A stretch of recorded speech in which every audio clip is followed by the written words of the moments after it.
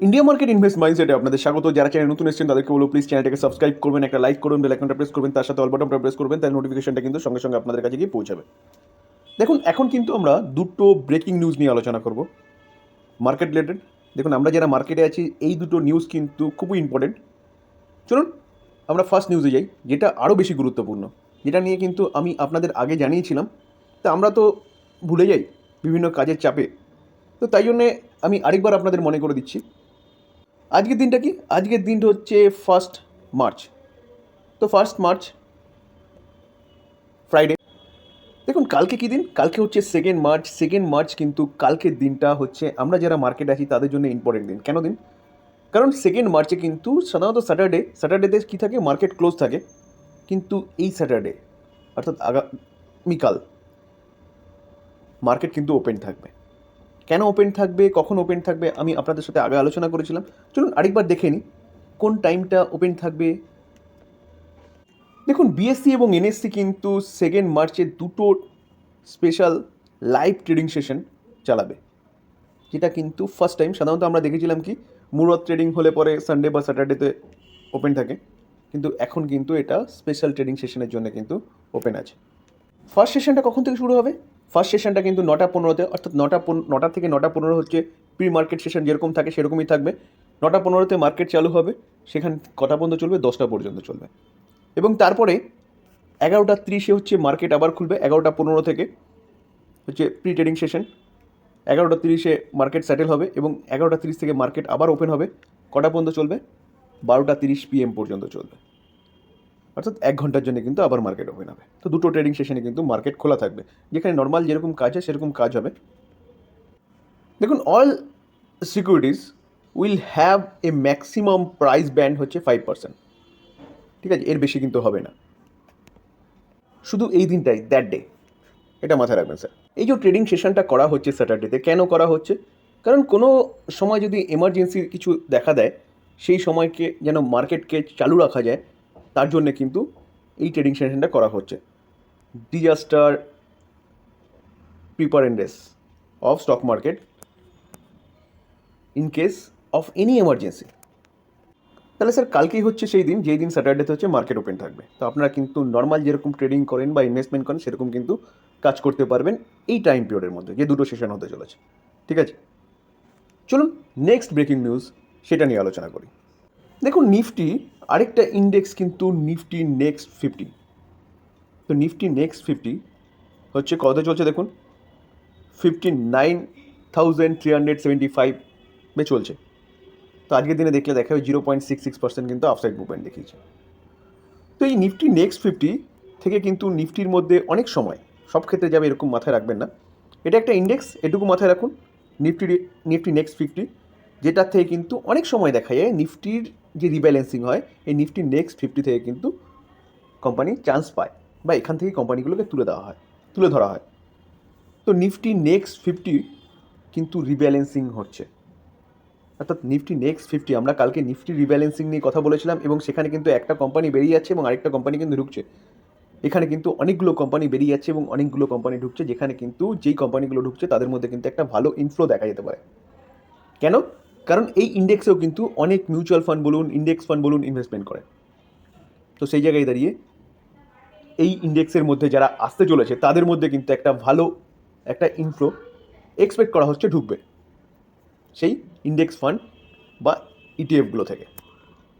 চলুন আমরা দেখে নিই কোন কোন কোম্পানিগুলো এই ইন্ডেক্স স্থান পেতে চলেছে। তো স্যার এই যে নেক্সট 50, যেটা নিফটি নেক্সট 50, যে কোম্পানিগুলো ইনক্লুডেড হতে চলেছে সেই কোম্পানিগুলো একটা হচ্ছে আদানি পাওয়ার, আরেকটা হচ্ছে Indian railway finance corporation limited IRFC, এবং তার পাশাপাশি যদি দেখা যায় জিও ফাইন্যান্সিয়াল সার্ভিস আছে, পিএফসি আছে এবং আরইসি রয়েছে। তো এই কোম্পানিগুলো কিন্তু কী হচ্ছে ইনক্লুডেড হতে চলছে, যেই কোম্পানিগুলো কিন্তু 28 মার্চ থেকে হচ্ছে এই নিফটি নেক্সট 50 ইন্ডেক্সে কিন্তু রিফ্লেক্ট করবে। তো স্বাভাবিকভাবেই যেই কোম্পানিগুলো ইনক্লুডেড হচ্ছে, কিছু কোম্পানি কিন্তু নিফটি নেক্সট 50 থেকে বের করে দেওয়া হচ্ছে। তো চলুন আমরা দেখে নিই যে কোন কোম্পানিগুলোকে নিফটি নেক্সট 50 থেকে বের করে দেওয়া হচ্ছে এবং সেই কোম্পানিগুলোর নাম কি। তো দেখুন, দেখলে দেখা যাবে কি আদানি উইলমার। তো আদানি উইলমার শোনা যাচ্ছিল যে আদানি গ্রুপ আদানি উইলমারের স্টেক সেল করতে চলেছে, তো রিপোর্টের মাধ্যমে কিন্তু, তো ফাইনাল খবর নয়।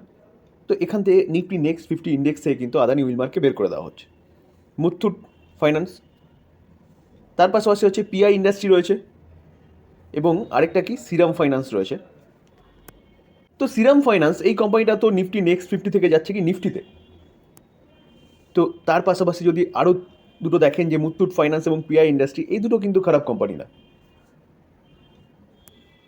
যারা রিব্যালেন্সিং করছে তাদের কাছে মনে হচ্ছে যে এই দুটো কোম্পানি থেকে গ্রোথ বেশি আছে যেই কোম্পানিগুলো ইনক্লুডেড হচ্ছে, তার জন্য তারা হয়তো এই দুটো কোম্পানিকে বের করছে। তো যেই কোম্পানিগুলো ইনক্লুডেড হচ্ছে সেই কোম্পানিগুলো কিন্তু রাডারে রাখতে পারেন লং টার্ম ইনভেস্টমেন্টের জন্য।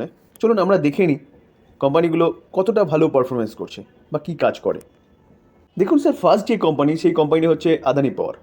দেখুন আদানি পাওয়ার পাওয়ার সেগমেন্টে কাজ করে, এবং পাওয়ার সেগমেন্টে এখন কিন্তু রিনিউয়েবল সেক্টরে বুম আসতে চলেছে মিনস অলরেডি কাজ চলছে, মানে চলে এসছে বলতে পারেন। তো এই কোম্পানিটা কিন্তু লং টার্ম ইনভেস্টমেন্টের জন্য বেস্ট কোম্পানি। যেখানে দেখলে দেখা যাবে, দেখুন আমরা যদি 1 বছরের চার্ট দেখি, 1 বছরে দেখলে দেখা যাবে 261% রিটার্ন দিয়েছে। আমরা যদি কোম্পানিটার 5 বছরের চার্ট দেখি, 5 বছরের চার্ট দেখলে দেখা যাবে কোম্পানিটা কিন্তু 1045% রিটার্ন দিয়েছে। কোম্পানিটা তার হাই থেকে নিচে এসেছিল কেন, হিন্ডেনবার্গের রিপোর্ট পেশ হওয়ার পরে। তারপরে কোম্পানি কিন্তু আবার রিকভারি করে ফেলেছে। কেন করেছে? কারণ কোম্পানির বিজনেসের দম আছে। তো এই কোম্পানি নিয়ে চিন্তাভাবনা করতে পারেন লং টার্ম ইনভেস্টমেন্টের জন্য। পাওয়ার সেগমেন্টের কোম্পানি রিনিউয়েবল সেগমেন্ট নিয়ে কাজ করছে। যদি আপনার মনে হয় রিনিউয়েবল সেক্টর আরও ভালো গ্রোথ করবে, তো এই কোম্পানি কিন্তু একটা বেস্ট কোম্পানি বলা যেতে পারে। দেখুন IRFC, Indian railway finance corporation limited, মানে কোম্পানিটা কিন্তু ফাইন্যান্স প্রোভাইড করে। কোম্পানিটা শুধু ফাইন্যান্স প্রোভাইড করছে কাকে? ইন্ডিয়ান রেলওয়েকে, এরকম ব্যাপার নয় কিন্তু। ইন্ডিয়ান রেলওয়ের পাশাপাশি কিন্তু আদার সেগমেন্টেও কোম্পানিটা ফাইন্যান্স প্রোভাইড করে, কারণ কোম্পানিটা হচ্ছে এনবিএফসি কোম্পানি, এবং কোম্পানিটা বিভিন্ন প্রোডাক্ট লিজে নিয়ে কিন্তু ইন্ডিয়ান রেলওয়েকে বা ভারত সরকারকে কিন্তু লিজে দেয়। তো বিজনেস তো ইউনিক রয়েছে, আর গভর্নমেন্ট কিন্তু রেলওয়ে ইনফ্রাস্ট্রাকচার বলুন সহ কিন্তু দেশের টোটাল ইনফ্রাস্ট্রাকচার ডেভেলপমেন্টের কথা বলছে। তো এই কোম্পানিটা কিন্তু অনেক দূর পর্যন্ত যাবে। তো আমরা যদি রিসেন্ট 1 মাস দেখলে দেখা যাবে কোম্পানিটা কিন্তু 12% পড়েছে। কোম্পানিটা হাই মেরেছিল কত? কোম্পানিটা হাই মেরেছে দেখলে দেখা যাবে কত? 192। সেখান থেকে কিন্তু কোম্পানিটা অনেকটা ডিসকাউন্টে চলছে। কেন চলছে ডিসকাউন্টে? কারণ দেখুন, মার্কেট এক্সপেক্ট করেছিল যে এই যে বাজেট কিছুদিন আগে প্রকাশ হয়েছে যে 1 ফেব্রুয়ারি, তো এই বাজেটে কিন্তু রেলওয়ের জন্য একটা ভালো বাজেট আসতে চলেছে। তো মার্কেটের আশানুরূপ হয়নি, যার জন্য কিন্তু মার্কেটে একটা প্রফিট বুকিং দেখা গেছে। কেন দেখা গেছে? কারণ কোম্পানিটা কিন্তু অলরেডি অনেক ভালো রিটার্ন দিয়ে দিয়েছে। দেখুন যারা 6 মাস আগে কোম্পানিটা বাই করেছেন তাদের দেখলে দেখা যাবে কিন্তু 166% এখনও প্রফিটে রয়েছে। বুঝতে পারছেন? যারা 6 মাস আগে বাই করেছে। তো সেই জায়গায় দাঁড়িয়ে যারা ফোমো দেখে, অর্থাৎ কোম্পানি ভাগছে দেখে বা ছুটছে দেখে কোম্পানির পিছনে ছুটেছেন, তারা হয়তো ওপরে কিনে ফেলেছেন। তো সেই জায়গায় দাঁড়িয়ে তারা হয়তো লসে রয়েছেন, হয়তো না লসে রয়েছেন, কারণ ওপরে কিনেছেন মানে সেখান থেকে অনেকটা কারেকশন হয়েছে।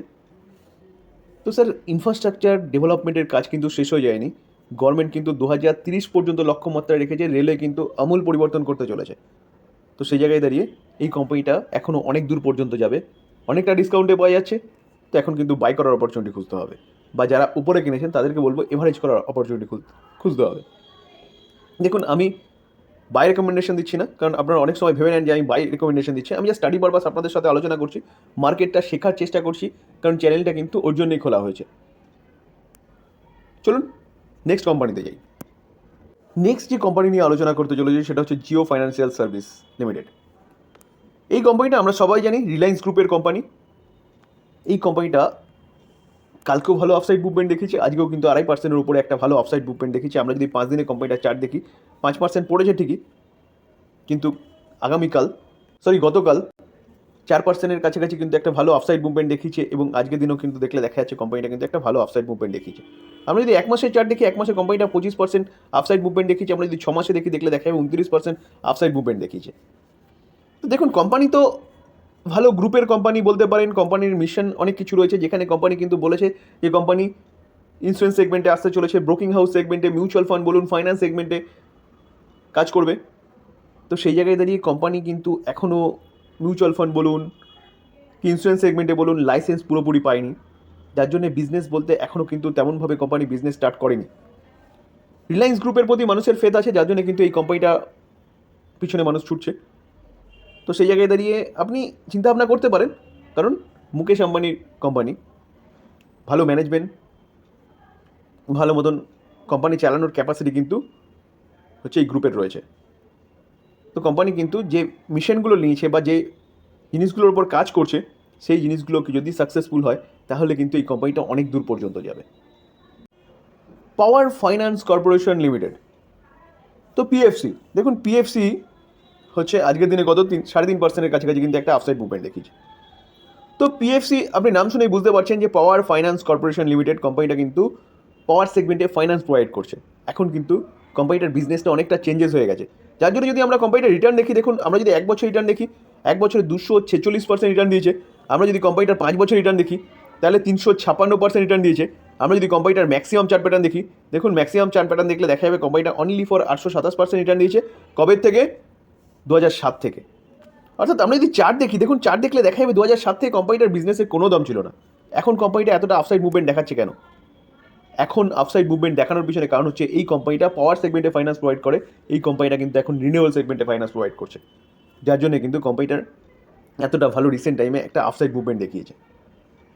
তো স্যার আপনার যদি মনে হয় যে রিনিউয়াল সেগমেন্ট বা রিনিউয়াল সেক্টর ভবিষ্যতে একটা বড় সেক্টর হতে চলেছে, তো এই কোম্পানিটাও কিন্তু বড় হতে চলেছে। কারণ কি? কারণ এই কোম্পানিটা কিন্তু রিনিউয়াল সেগমেন্টে ফাইন্যান্স প্রোভাইড করে।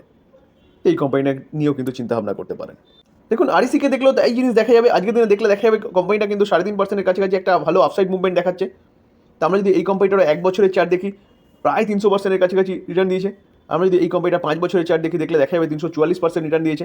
আমরা যদি কোম্পানিটার ম্যাক্সিমাম চার্ট প্যাটার্ন দেখি, তাহলে maximum chart pattern as it is PFC কোনো দম ছিল না, রিসেন্টলি দম এসছে। কারণ এই কোম্পানিটাও কিন্তু ফাইন্যান্স প্রোভাইড করে তাকে রিনিউয়াল সেগমেন্টে। তো যার জন্য কিন্তু কোম্পানিটার বিজনেসে এত দম এসছে বা জান এসছে বলতে পারেন। যার জন্য আমরা দেখেছিলাম যে কোম্পানিটা 1 বছরে কত পার্সেন্ট রিটার্ন দিয়েছে? কোম্পানিটা 1 বছরে কিন্তু প্রায় 300%-এর কাছাকাছি রিটার্ন দিয়েছে। তো এই ক্ষেত্রেও একই জিনিস বলবো যেটা পিএফসির ক্ষেত্রে বললাম, যদি আপনার মনে হয় যে রিনিউয়াল সেক্টর অনেক দূর পর্যন্ত যাবে, অনেক ভালো করবে, তাহলে এই কোম্পানিটাকে অবশ্যই কিন্তু ভালো করতে হবে। আর যদি বলেন তাহলে এই কোম্পানির প্যারেন্টস কোম্পানি কিন্তু হচ্ছে পিএফসি। তো এই ছিল আলোচনা, যেখানে আমরা কিন্তু কালকে ট্রেডিং হচ্ছে সেটা আপনাদের রিমাইন্ডার দেওয়ার জন্য আলোচনা করলাম। এবং নিফটি 50-র পাশাপাশি নিফটি নেক্সট 50-তে যে রিব্যালেন্সিং হচ্ছে এবং তার মধ্যে যেসব কোম্পানিগুলো ঢুকছে সেই সব কোম্পানিগুলো কোন কোন কোম্পানি এবং তাদের নিয়ে একটা ছোট আলোচনা করলাম। কারণ এই সব কোম্পানির মধ্যে কিন্তু ইনফ্লো বাড়বে। যদি আলোচনাটা ভালো লাগে, যারা চ্যানেল নতুন এসেছেন তাদেরকে বলবো প্লিজ চ্যানেলটাকে সাবস্ক্রাইব করবেন, একটা লাইক করবেন, বেল আইকনটা প্রেস করবেন, তার সাথে অল বাটনটা প্রেস করবেন, তাহলে নোটিফিকেশনটা কিন্তু সঙ্গে সঙ্গে আপনাদের কাছে গিয়ে পৌঁছাবে। থ্যাংক ইউ, ভালো থাকবেন।